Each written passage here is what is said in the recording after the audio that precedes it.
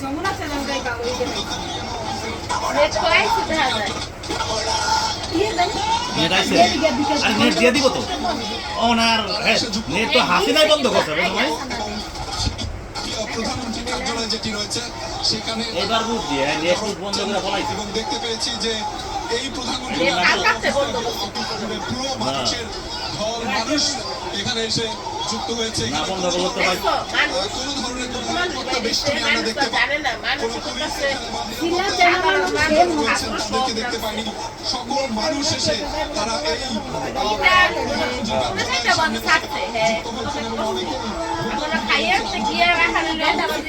একটা জিনিসে বদল দেখ করছে